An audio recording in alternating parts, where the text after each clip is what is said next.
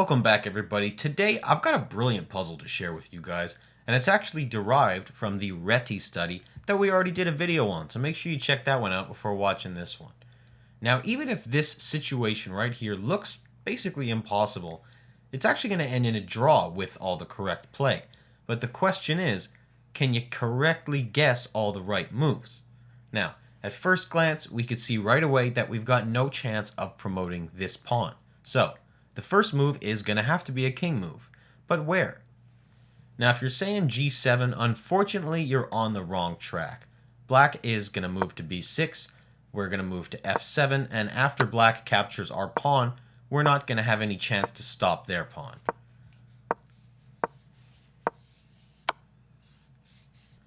Now, the key to winning here, as in the Reti endgame, is creating multiple threats. This is why the correct answer in this situation is king to g6, moving on the diagonal, trying to either protect our pawn and promote it or capture black's pawn. Now here, black has two possible ways of continuing this. They can move their king to b6 or push the pawn, to which white would respond to both with the same move, which is f5. Now, white can't commit too early to one course of action because it'll end up being his doom.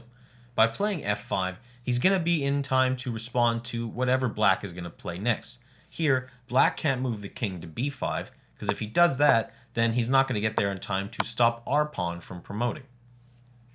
Now, what are you going to play after black captures our pawn?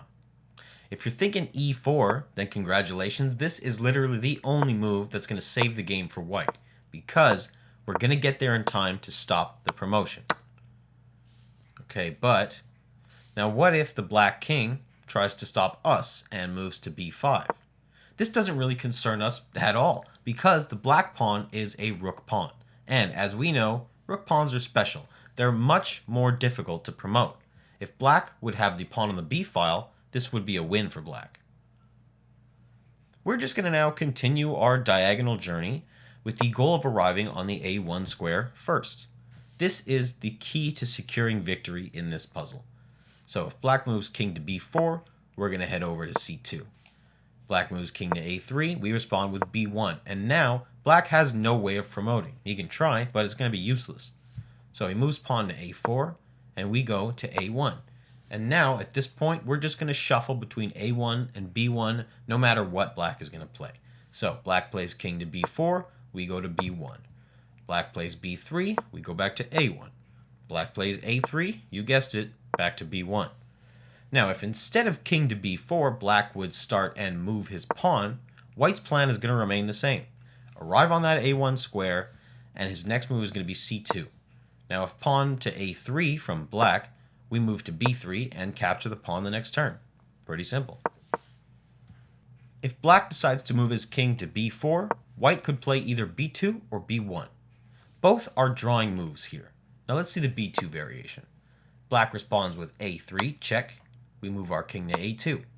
Black moves to a4, and we move to a1.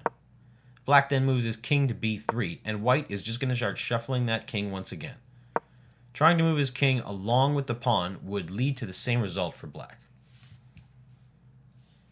Okay, so now we can clearly see how we draw when black captures our pawn. But what if black wouldn't waste that move, and instead he starts to push right away?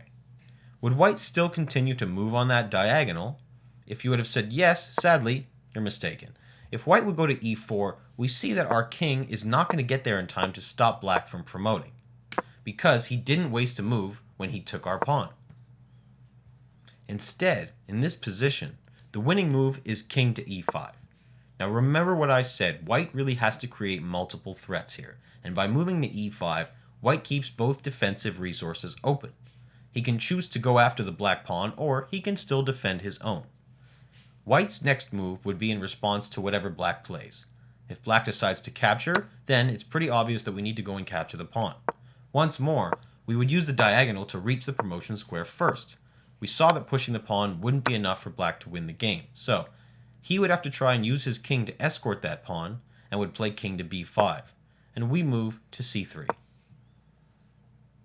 Now at this point, black can't move to the 6th rank because we're going to capture their pawn the next turn. So he's either going to move his king to a5 or c5. Now, no matter what black chooses to do, white's plan is going to remain the same from now on. You put the king on a1, and you just shuffle between a1 and b1 continuously. So, black moves his king to b4, we land on a1. Black moves to b3, we switch to b1, you get the point. But what if black doesn't capture and would instead push his pawn even further? Now, we see that our king would never get there in time to stop it from promoting. So, now that we don't have a chance of capturing that pawn, we're going to have to shift our attention and focus on promoting ourselves. So, can you find the next correct move for white in this point? Okay, yeah, that was a little bit too easy. I knew you'd get it right away. d6 it is. Now both players are going to promote at the exact same time, and again, white manages to save the game for himself. Now, another attempt from black may be to first move the pawn and not the king. Should white proceed the same as when black king was on b6? Well, yes and no, if that makes sense. As I said earlier, white has to create multiple threats and respond according to what black plays. If black decides to play a4 first, we're going to move the king to f5. Black is going to continue his pawn push to a3, and now what would you play here? You can visually count that you need 4 moves to reach b2 and stop the promotion, while black only needs 2 moves to promote. So in this position, it's clear that we don't have any chance of capturing that pawn. So what do we do when we can't catch the enemy pawn? That's right. We got to go defend our own pawn. So, can you find the right move here? Well, this one's a little tricky because if you had said king to e5, unfortunately, that's not the drawing move. Black is going to move to a2. We push the pawn as well. Black moves his king to b7. And even if we defend our pawn with king to d6, black reaches the c8 square first and blocks us from promoting. And he's going to get a queen the next turn. Now instead, if we had moved to e6, this is in fact the drawing position. Now again, we need to take advantage of this diagonal move. Now why is this a draw, you might ask? Well, it's because now the king can move to d7. It denies the black king access to the c8 square, so now both players can promote the next turn. You see why it's important to know your endgames?